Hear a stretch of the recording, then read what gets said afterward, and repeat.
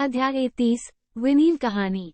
मिथिला की मोहक भूमि में एक स्वर्ण हंस को एक बार एक कौवे के साथ सांत्वना और साहचर्य मिला। उनके असंभावित मिलन ने एक अनोखी संतान को जन्म दिया, एक अंधेरे ईथर बादल जैसा दिखने वाला एक कौवा। इस अजीबोगरीब कौवे को विनीलिक नाम दिया गया था, जिसका अर्थ है वो जो विनाइल की तरह है, अपनी विशिष्ट उपस्थिति का सम्मान करने के लिए।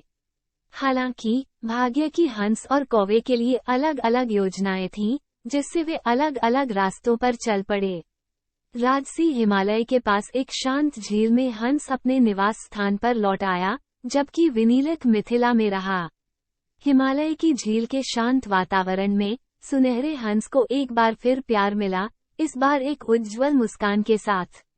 उनका मिलन प्रस्फुटित हुआ और जल्द ही वे दो उत्तम सफेद हंसों के माता पिता बन गए। जैसे ही हंस और उनके बेटे के रूप में जाने जाने वाले हंस जोड़े बड़े हुए, वे विनीलिक के अस्तित्व से अवगत हुए और अपने भाई बहन से मिलने के लिए एक सहज जिज्ञासा महसूस की। मिथिला की यात्रा शुरू की। वहां उन्होंने विनीलिक की तलाश की, उनके साथ हिमालय में अपने पिता के निवास पर जाने का निमंत्रण दिया। कूड़े के ढेर के बीच रहने वाले विनीलिक ने अपने वर्तमान परिवेश से परे दुनिया का पता लगाने के लिए उत्सुकता से निमंत्रण स्वीकार कर लिया। उत्साह और प्रत्याशा के साथ तीनों भाई बहनों ने एक मजबूत लट्ठे के दोनों सिरों को पकड़ लिया, विनीलिक से उस पर बैठने का आग्रह किया।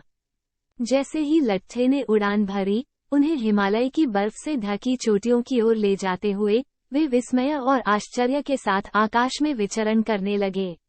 अपनी यात्रा के दौरान उन्होंने मिथिला के राजा विदेह की एक झलक देखी, जिन्हें 4 शानदार सफेद घोड़ों द्वारा खींची जाने वाली शाही गाड़ी में ले जाया जा रहा था। क्रूरता के एक क्षण में विनीलिक की आवाज निकली, आक्रोश से भर गई, देखो, राजा अपने सफेद घोड़ों की सवारी जमीन पर करता है, जबकि मैं आकाश में उड़ता हूँ। विनीलिक द्वारा कहे गए शब्दों ने दो हंसों के दिलों में क्रोध पैदा कर दिया, जो अपने भाई के अपमानजनक स्वर से अपमानित महसूस कर रहे थे। हालांकि अपने पिता की शिक्षाओं के प्रति सचेत और करुणा से निर्देशित, उन्होंने विनीलिक को फटकार नहीं लगाने का फैसला किया। इसके बजाय वे हिमालय में अपने पिता के पास लाने की अपनी प्रतिबद्धता को पूरा करते हुए शांत बने रहे। एक बार जब वे अपने पिता की उपस्थिति में पहुंचे, तो विनीलिक ने राजा की सवारी के बारे में अपमानजनक शब्दों का खुलासा करते हुए इस घटना को याद करने में कोई समय बर्बाद नहीं किया। विनीलिक के आवेगी प्रकोप को सुनकर उनके पिता स्वर्ण हंस ने विनीलिक के गुणों पर विचार किया।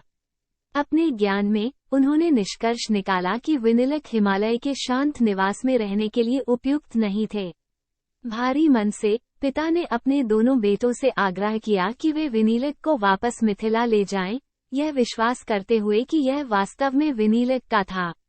अपने पिता के फैसले को समझते हुए और उनकी इच्छाओं का सम्मान करते हुए हंस और उनके बेटे ने एक बार फिर विनीलिक को मिथिला की भूमि पर वापस ले जाने के लिए कृपापूर्वक उठा लिया। उन्हें मालाओं के ढेर के बीच विनीलिक के लिए एक विनम्र निवास मिला, जहां उन्हें सांत्वना और स्वीकृति मिल सकती थी।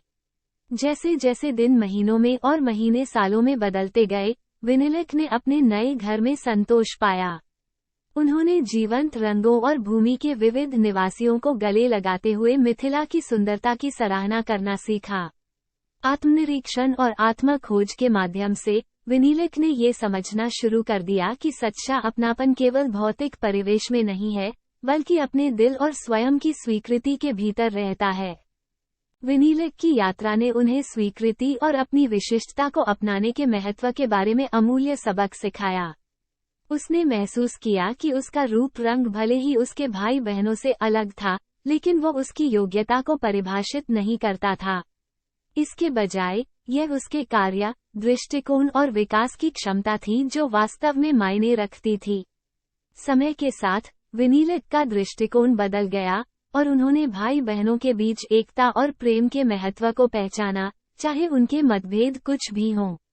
वह हंस और उसके बेटे के साथ एक बार फिर से मिलना चाहता था, सत्यापन या तुलना करने के लिए नहीं, बल्कि भाई बहनों के रूप में साझा किए गए बंधन का जश्न मनाने के लिए। और इसलिए विनीलिक ने अपनी और दुनिया की एक नई समझ से निर्देशित एक और यात्रा शुरू की। वह हिमालय वापस चला गया, उस शांत निवास की तलाश में नहीं जिसे उसने एक बार सोचा था कि वह चाहता है, लेकिन सुलह, स्वीकृति और परिवार की गर्मी की तलाश में।